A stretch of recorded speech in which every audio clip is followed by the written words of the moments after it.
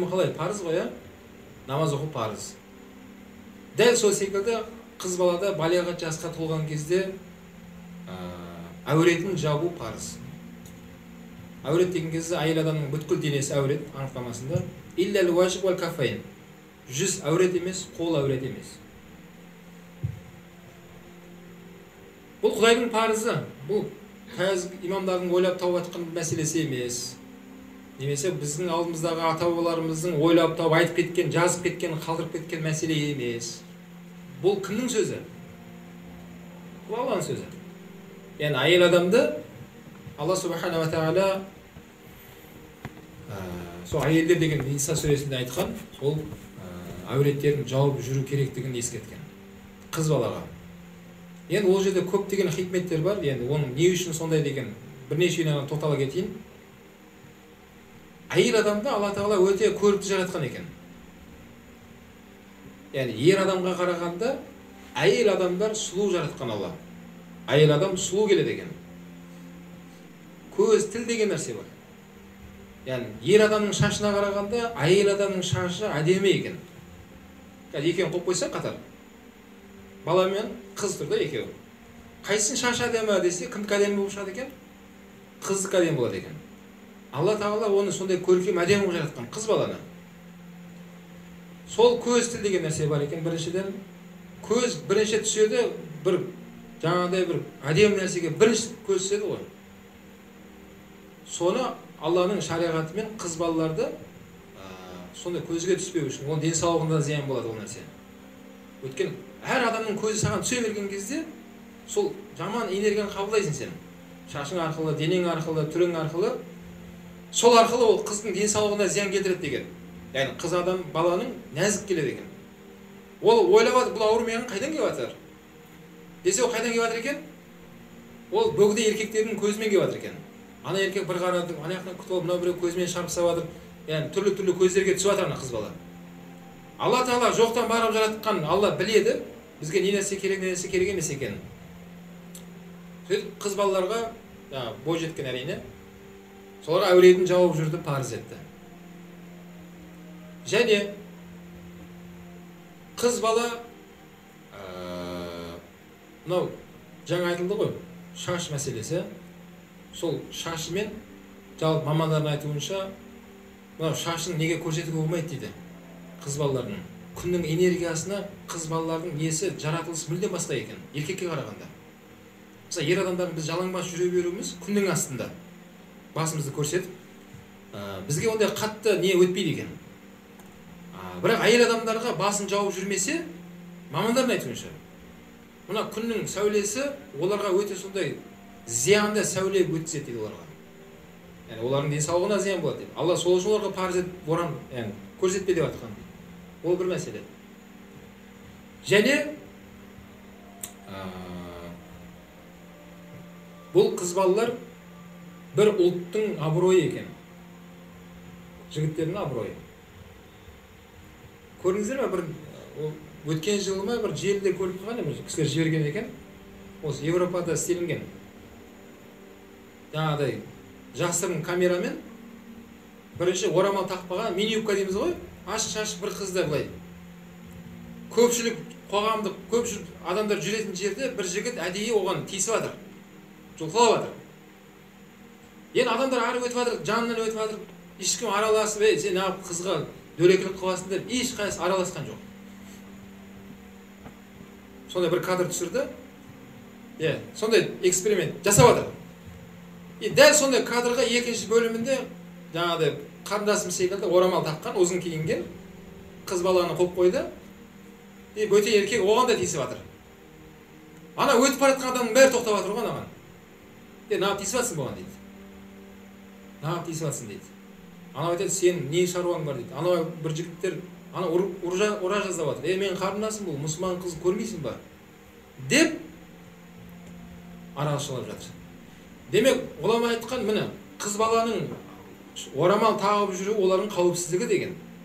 Яғни Алла тағаланың бір нәрсені айтқан болса, оны орындаған кезде елдің бәрі оны жақсы көретін адамға айналасың сен.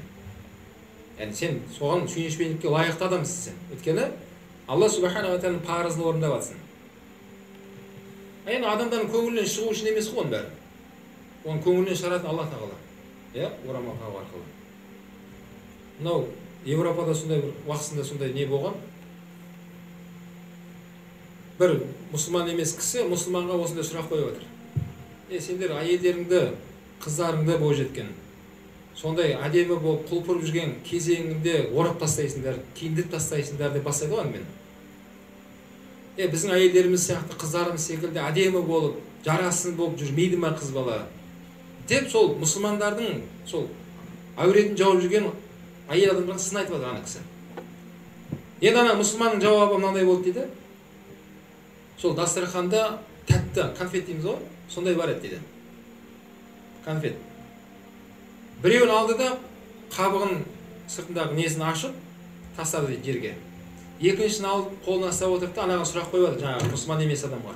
Сен мына екі конфеттің қайсысын жейсің дейді. Анау қабығы жоқ жерде жатқанды ма, жоқ әлі ашылмағанды ма десе, ашылмағанды жеймін дейді. Сөзі ана кісі айтты, өзің жауабын айттың ғой деген да ол кісі. Яғни мынау конфеттің қағазы ол біздің әйелдеріміз деп айтқан. Оны біз өзіміз ашамыз аккуратно. Қайтып өзіміз орап қоямыз деген. Сенің хақың жоқ мынаған қарауға деген. Ал сенің айтып тұрған аяққа сен өзіңде қарағың келмей жатыр деген да мынаны. Енді сол кейін дәлелденді, демек жалпы әлемде әйел адамдарды құрметтейтін қандай дін өкілдері деген кезде мұсылмандар екен. Яғни олар айта береді, әйел адамның құқығы, әйел адамның правасы деген көп сондай ұйымдар бар екен. Оның бәрі жай сөзде екен. Бірақ шынайы әйел адамды құрметтейтін мына ислам дініндегі адамдар ғана. Ислам діні келгеннен кейін барып, әйел адамдарды құрметтеу статусқа ие болдыңыздар. Оған дейін әйел адамдары құл базарда сатылды. Әйел адамдарды адам орнында көрмеген ол. Сондай замандар еді. Ислам діні келіп, әйел адамдардың құқығын қорғап берді. Олардың әуретін жауып киімін кигізіп берді. Ол оларға деген құрмет екен.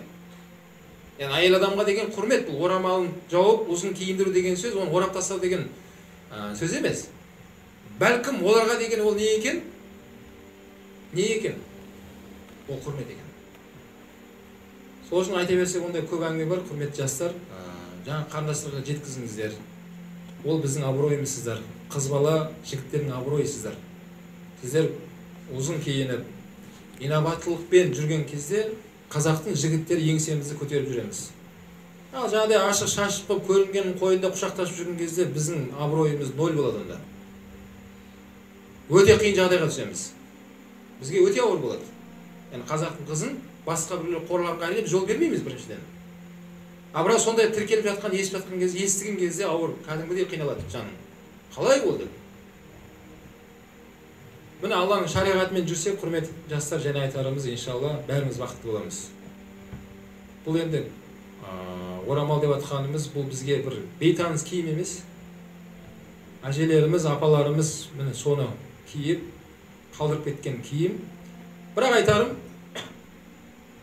арабтың қыздарының өздерінің стильдері бар. Сол орамал тағу стилі бар, түріктердікі бар. Соның ішінде өзіміздің қазақи стильдеріміз де бар. Айтарым, соны дамытыңыздар. Яғни біздің қыздарымыздың бір қараған кезде барынша қазақи нені көрейік сіздердің киімдеріңізде. Яғни орамал деген бізде бар, орам бар, ақ жаулық деген бар, ақ киінген біздің әжелеріміз, апаларымыз. Айтарым, соны қазақи стильді дамыта беріңіздер. Яғни сізбен арабтың қызын қойып қойған кезде көрініп тұру керек. Мына қазақтың қызы ғой мәрекет. Яғни сіздің орамалыңызда, көйлектеріңізде қазақтың несі көрініп тұрды, мен сіздерден соны сұраймын. Оны қазір сіздер дамытпасаңыздар, оны кім дамытады? Соны әдемі қылып, соны дамытыңыздар. Басқа қара көздерімізде сіздерді көріп, қызықсын сіздерге. Сіздерге еліктесін. Бірақ ең маңыздысы, орамал таққан екен, соны лайықты жүруге шақырамын. Жақында бір желіде біраз шулатты ғой бір қарындасымыз. Орамал тағып алып, мектепте төбелесті ме, не болды ана жерде, Алла сақтасын. Мысалға да, оның артында қаншама адамдар комментарийлер жазды ана жерде. Мені орамал таққандар ондай, бұндай. Енді орамал тақпаған қыздар ішінде ондай болатқан еді ғой, бар еді ғой ондай. Бірақ ішінде біреу көрініп қалды да солай, бәрі сол орамал таққан бәрі сондай сияқты болып қалды ғой ана жерде. Айтарым, сондайға жол бермеңіздер, өте ықтият болыңыздар. Сіздердің орамалдарыңыз ол Құран ол. Яғни сен Құранды аятты басыңа киіп алып, сен қоғамда жүрсің сен. Мен мұсылманның қызымын, Алланың шариғаты мынау. деп соған лайықты көбірек соған мән берсеңіздер, Құдай қаласа бәрі жақсы болады иншалла.